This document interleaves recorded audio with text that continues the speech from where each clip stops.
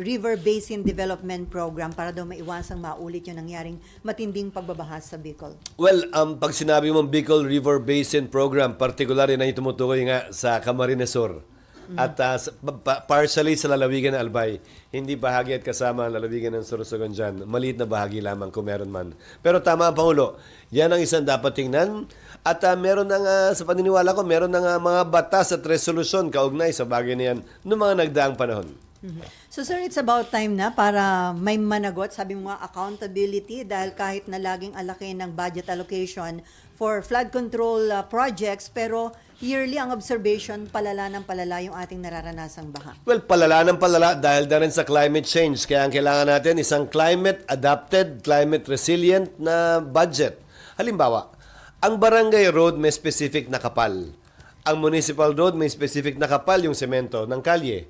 Ganon din ang isang national road.